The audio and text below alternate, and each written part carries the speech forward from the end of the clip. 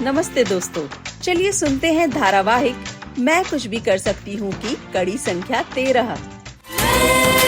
कुछ भी कर सकती हूँ, मैं कुछ भी कर सकती हूँ। पॉपुलेशन फाउंडेशन ऑफ इंडिया की प्रस्तुति, यूनाइटेड नेशंस पॉपुलेशन फंड का सहयोग और बॉम्बे लोकल पिक्चर्स द्वारा निर्मित। मैं हूँ स्नेहा, डॉक्टर स्नेहा माथुर। ये मेरी जिंदगी की डायरी के कुछ पन्ने हैं, जिसमें कुछ गुजरे पल हैं। ऐसे पल जिन्होंने हर मुश्किल रास्ते पर मुझे चलना सिखाया, मेरे अंदर आत्मविश्वास भरा, ताकि मैं बेहिचक कह सकूं कि मैं कुछ भी कर सकती हूँ। सीमा के जाते ही माथुर निवास के आंगन की सारी रोशनी जैसे छिन गई। जिस आंगन से सीमा को विदा किया गया था, आज वहीं पर वो कफन में लिपटी हुई थी। मेरी बिटिया, उसे नजर भर के देख भी नहीं पाई अपनी गुड़िया को। माँ, आप पानी पी लीजिए माँ। अरे शनि का प्रकोप इस घर को चबा गया। मुखाग्नि का समय हो रहा है। विवाहित स्त्री को मुखाग्नि उनके पति ही देंगे। क्या हुआ प्रीता, तुमने सीमा के ससुराल वालों को फोन किया? ना सीमा दीदी के ससुराल वाले फोन उठा रहे हैं और ना ही घर का दरवाजा खोल रहे हैं। वो नहीं आएंगे दीदी। जरा जल्दी कीजिए, शमशान जाने का समय हो गया है। एक बार फिर से फोन करके देखो।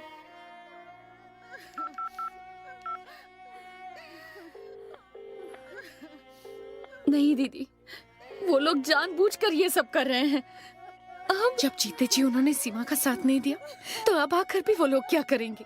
हम बस एक आखिरी बार फोन लगाकर देख लेते हैं। फोन की घंटी लगातार बजती रही, पर किसी ने फोन नहीं उठाया। सीमा के ससुराल वाले इतने कठोर दिल के कैसे हो सकते हैं? सीमा के पति रवि को समाज का डर था, लेकिन अपनी माँ की कड़ी हिदायत के सामने एक भी कदम आगे बढ़ाने की हिम्मत नहीं थी। माँ, फोन उठाने दो। तुम क्यों दोगे आग? तुम नहीं जाओगे बेटा। माँ, समाज क्या बोलेगा? तुम एक बार भी नहीं सोच रही हो। मेरा काम धंधा है, सब चौपट हो जाएगा। लोग हमारी दुकान पे आएंगे नहीं। अगर सबको पता चल गया कि हमने अपनी पत्नी की चिता को आग नहीं दी, हम खुद जाने के लिए आतुर नहीं है कोई। अरे तुम्हें बहला फुसलाकर बुला रहे हैं वो। उसकी बहन की साजिश है सब।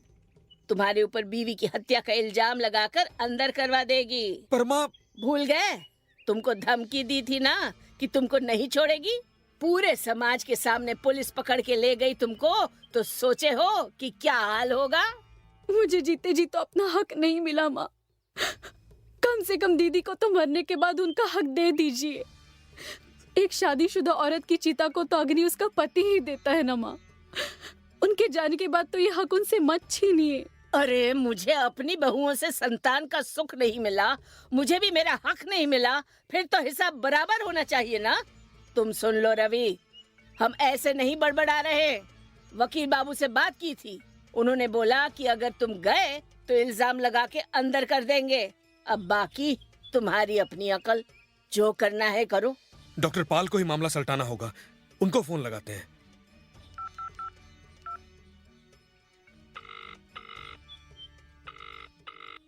हेलो डॉक्टर साहब, नहीं बची सीमा। पता चला। अरे हमको डर है कि ये लोग केस ठोक कर कहीं हमको फंसा ना दें। हम सब गोटी लगा रहे हैं।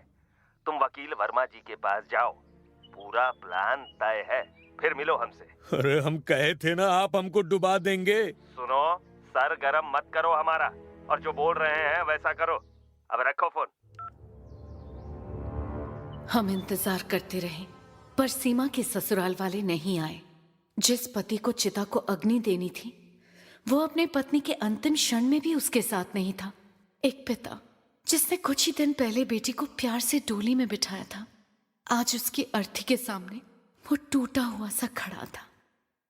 बाबूजी कैसे भूलते वो पल, जब सीमा विदाई पर बाबूजी से गले लगकर रोई थी। बेटा, अपने बाबूजी से मिलने आती रहना। हाँ, आपको बताना भूल गई थी।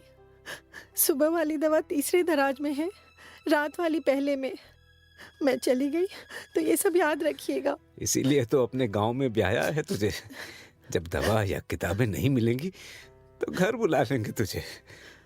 ना ना बेटा, रोते नहीं। बाबूजी। रवि बेटा, हम अपनी अमानत तुम्हारे हाथ में सौंप रहे हैं। बड़े ही नाजों से पाला है हमने अपनी बेटी को। आप चिंता मत कीजिए, सीमा आती जाती रहेगी। बेटा जुग जुग जियो, मुहूर्त हो गया है, तुम लोग निकलो। जी बाबूजी।